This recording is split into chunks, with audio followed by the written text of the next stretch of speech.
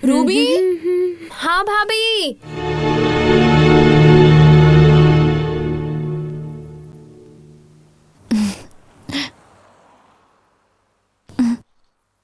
क्या रूबी, बहुत खुश लग रही हो?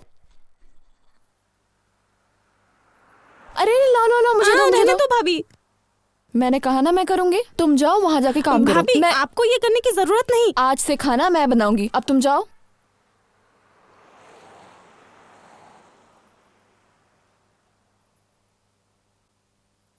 और बताओ, तुम्हारे भैया और पंकज, तुम सब एक साथ हो, है ना? सबको फंसाकर अपनी शादी के लिए राजी करवाया है ना? भाभी, पता नहीं सबको तुम्हारी और करण की शादी से क्या प्रॉब्लम है। करण तो इसी घर का लड़का है ना? वो सुशांत है ना, वो मुझसे शादी करना चाहता है। क्या? वो सुशांत? हाँ, बदमाश कहीं का। हर समय मेरे पीछे पड़ा रहता है, बेशर्म लड़का।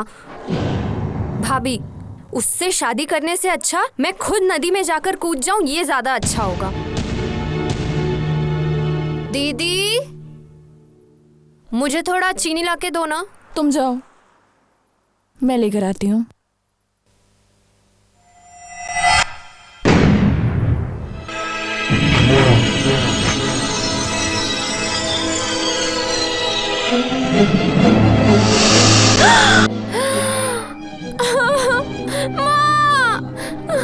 रूबी, अरे कोई उसे बचाओ, कोई है, बचाओ उसे।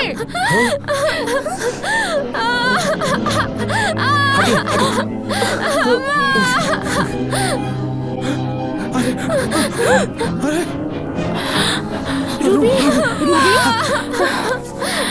बेटी तो ठीक है ना? ठीक है ना मेरी बच्ची? रूबी, कैसे लगी ये आग? मामा, हाँ? नहीं पता मुझे नहीं पता कैसे लगी आग। रूबी, जब तुम खाना बना रही थी खिड़की पे कौन आया था? मैंने नहीं देखा। उठ जा बेटा, उठ जा। तुम तो यही थी, है ना? बताओ कौन आया था?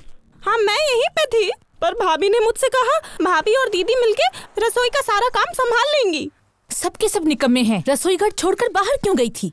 मैं तो सामने वाले कमरे में चीनी लाने गई थी और तभी रूबी के रोने की आवाज मेरे कानों में आई। मैं दौड़ती हुई आई और मैंने देखा। बहुत हो गया, कोई कुछ नहीं जानता, किसी ने कुछ नहीं देखा। मैं सबको चेतावनी दे रहा हूँ, ये सब जो भी कर रहा है ऐसी हरकतें करना बंद कर दे, वरना अच्छा नहीं होगा। हे, ये क्या बोल रहा है? तू तो ऐसे बोल रहा है जैसे किसी ने जानबूझ के किया। हाँ, ये जानबूझ के की गई है। इधर आइए। जब गैस की आग सामने जल रही है तो आग पीछे से कैसे लग सकती है? अगर गैस से आग नहीं लगी तो कहाँ से लगी होगी? तू यूं बेवजह शक करना बंद कर। नहीं नहीं, ये कोई शक नहीं है। इसे देखिए। अब ये बताइए, ये कहाँ से आया? किसी ने खिड़की के पीछे से यहाँ पे आग लगाने की कोशिश की है। तू क्या हम सब पर शक कर रहा है? बात सिर्फ इसी घर की नहीं है, कुछ नए आए हुए लोगों की भी है। तुम घुमा फिरा के बातें क्यों कर रहे हो? जो कहना है साफ साफ कहो ना। मैं इस परिवार में नहीं हूँ, इसलिए तुम मौके का फायदा उठाकर मेरे खिलाफ जा रहे हो, मुझ पर इल्जाम लगा रहे हो। मैं यहाँ किसी पे इल्जाम नहीं लगा रहा। नहीं, तुम मुझे ही कहना चाह रहे हो। मैं बहुत अच्छे से जानती हूँ तुम क्यों ऐसा कर रहे हो। आप सभी मुझे अभी गलत समझ रहे हैं। आप चाहे कुछ भी बोल लीजिए, एक बात हमेशा याद रखिएगा, अगर किसी ने इस फैमिली में आज भी आने दी, मैं उसे बिल्कुल भी नहीं छोड़ूंगा। हे, क्या हुआ है? क्या बात है माँ? क्या बात है? अरे सब चुप क्यों है? रूबी, तू बता क्या बात है? अरे वैसा कुछ नहीं। रूबी किचन में काम कर रही थी, तब उसके दुपट्टे में आग लग गई थी और उसके लिए तेरा दोस्त तेरी बीवी को दोष दे रहा है। पूजा, करण, ए, ये क्या चल रहा है? राजू, राजू, अगर करण ने तेरी बीवी की बेइज्जती की है तो उसकी होने वाली बीवी भी तेरे घर पर रहती है। तू जाके उसकी बेइज्जती कर। ऐसे छोटे मोटे बातों पर आपस में क्यों लड़ाई कर रहा है? ये कोई छोटी मोटी बात नहीं। मुझे आने में अगर 1 मिनट भी देरी हो जाती तो रूबी जल के पूरी राख हो जाती। तो मैंने क्या गलती की? मुझे करण की किसी बात के लिए बुरा नहीं लगा, लेकिन ये तो इल्जाम पूजा पर डाल रहा है। मैंने कभी नहीं कहा कि तेरी बीवी ने ऐसा किया है, लेकिन जरूर कोई जानबूझ के ऐसे करने की कोशिश की है। और मेरे ऐसे बोलने से पूजा क्यों भड़क गई? सिर्फ एक चोर अपनी चोरी को छुपाने के लिए ऐसा करता है। सुना पंकज, अभी इसने क्या कहा? ये बोल रहा है कि ये सब पूजा ने किया है। करण, तेरा दिमाग खराब हो गया क्या? कोई भी लड़की ऐसा काम नहीं कर सकती। कोई लड़की नहीं कर सकती, लेकिन पूजा कर सकती है। अरे किसी और के साथ शादी तय हो जाने के बाद भी वो राजू को अपने बेडरूम में बुलाई थी, याद नहीं? हे, तू गड़े मुर्दे क्यों खाड़ रहा है? सबको पता है कि वो सब कुछ श्रुति ने किया था। तू ये सब यकीन कर सकता है, लेकिन मैं नहीं। उसने जो मुझसे कहा था वो आज तक मेरे दिमाग में है। चाहे मैं कितना भी दूर चला जाऊं, वो फिर भी मुझे नहीं छोड़ेगी। चुप हो जा। राजू तुझे दोस्त मानता है, इसीलिए अब तक चुप है। इसका ये मतलब नहीं कि तू उसके बीवी के बारे में कुछ भी बोलता रहे। तेरा दिमाग खराब हो गया है। मेरा दिमाग खराब नहीं हुआ है, तुम दोनों का खराब हुआ है। अरे यार करण, तू समझने की कोशिश कर। मैं तुझे समझ रहा हूँ भाई, लेकिन तू उसे समझने की कोशिश कर। करण सुन, सिर्फ तुझसे बदला लेने के लिए किसी और को बेडरूम में बुलाने से पहले वो सोचेगी नहीं।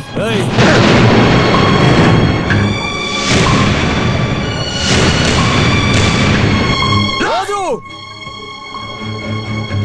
राजू, राजू!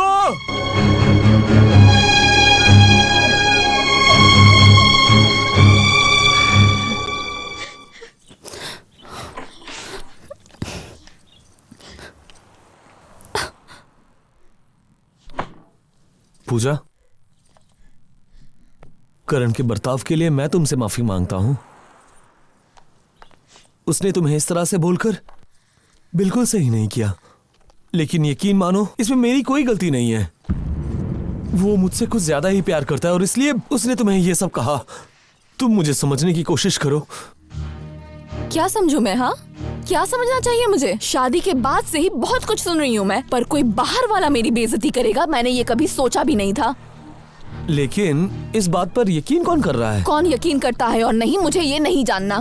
प्रॉब्लम तुम में है, क्योंकि जब वो मुझ पर इल्जाम लगा रहा था, बाकियों की तरह भी तुमने कुछ नहीं कहा। तुम बिल्कुल चुप थे, क्योंकि तुम्हारे पास तुम्हारी पत्नी से ज्यादा इम्पोर्टेंट तुम्हारा वो दोस्त है। जिस दिन तुम ये समझ पाओगे कि तुम्हारी बीवी तुम्हारे दोस्त से ज्यादा इम्पोर्टेंट है, उस दिन हम एक साथ पति पत्नी की तरह रह सकते हैं। देखो, तुम मेरी जिंदगी में उतना ही इम्पोर्टेंट हो जितना कि वो। नहीं, या तो वो या मैं। पहले तुम ये डिसाइड कर लो। सिर्फ तुम्हारे लिए नहीं, किसी की वजह से मैं उसे खो नहीं सकता। ये नामुमकिन है। क्यों? क्यों नामुमकिन है? ओह, तब तुम उसके लिए मुझे भी छोड़ सकते हो, क्यों? है ना? क्या हुआ, बोलो, बताओ, क्यों तुम उसे मुझसे ज्यादा और अपने परिवार से ज्यादा इम्पोर्टेंस दे रहे हो? ये मुझे जानना ही पड़ेगा। आज तुम मुझसे जो सवाल कर रही हो, ये सवाल कई बार मुझसे किया गया है। एक अनकहा सा दर्द मैंने छुपा के रखा है, किसी से नहीं कहा। आज तुम्हें कहूंगा। आज से 15 साल पहले करण का एक अपाहिज भाई हुआ करता था। उधर देखो। मुझे वो चाहिए, मुझे वो चाहिए। नहीं बेटी, ये उसका खिलौना है, मैं तुम्हारे लिए दूसरा ला दूंगी। मुझे वही चाहिए, मुझे वही चाहिए। अब बस करो, वरना बहुत डांट पड़ेगी। मुझे वही चाहिए। चुप, वही मैंने तुम्हें चाहिए मना किया है ना? वो खिलौना उसका है, ऐसे नहीं बोलते।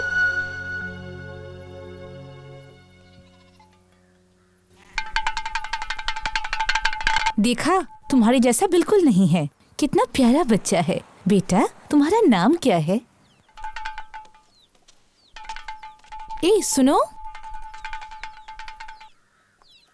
अपना नाम नहीं बताओगे? इसका नाम शंकर है। तुमसे नाम पूछा गया और तुम्हारे भैया ने जवाब दिया, तुम जवाब नहीं दोगे? वो बोल नहीं पाता, गूंगा बहरा है।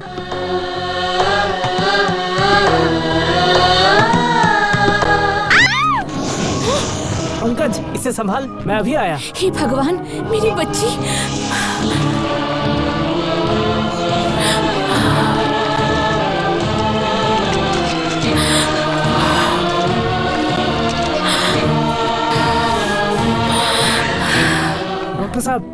डॉक्टर साहब, ये पानी में डूब गई थी, आप इसे बचाइए।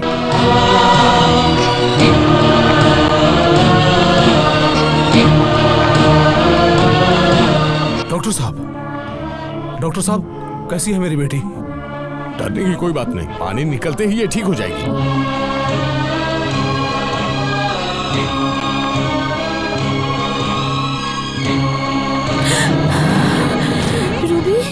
ठीक है, रूबी ठीक है, तुम बिल्कुल चिंता मत करो, रो मत तुम। देखो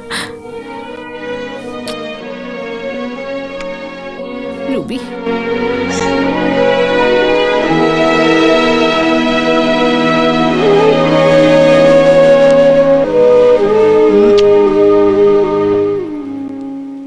चल।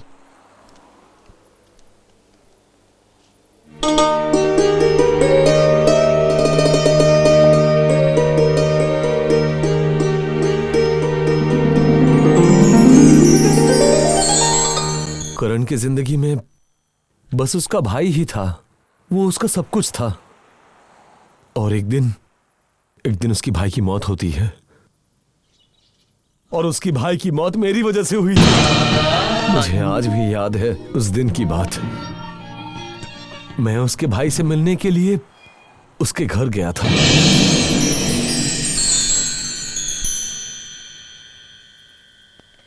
उसके भाई को मैंने खिलौना देकर कहा था कि खेलने के बाद वो खिलौना संभाल कर रखने के लिए। उनके घर में एक बड़ा सा बक्सा था, और उसने कब वो बक्सा खोलकर खिलौना रख दिया मैंने ध्यान भी नहीं दिया था। दरवाजा खुला देखकर मैंने बंद कर दिया। एक पल के लिए भी मैं समझ नहीं पाया कि करण का छोटा भाई अंदर ही रह गया और उसका दम घुटता रहा। बहुत देर तक ढूंढने के बाद भी उसका भाई हमें कहीं नहीं मिला। हम निराश हो गए, और 3 दिन बाद जब करण उस घर में गया तो उसे उसकी भाई की लाश मिली, और भाई को गोद में लेकर करण पागलों की तरह रोने लगा, चिल्लाने लगा। मैं रोक नहीं पाया, मैं उसके आंसू पोंछ नहीं पाया। मैं उस दिन उसे बता नहीं पाया कि उसके भाई के मौत के लिए मैं जिम्मेदार हूं। हाँ, अब तुम बताओ कि मुझे क्या करना चाहिए। प्लीज चुप मत रहो, जवाब दो।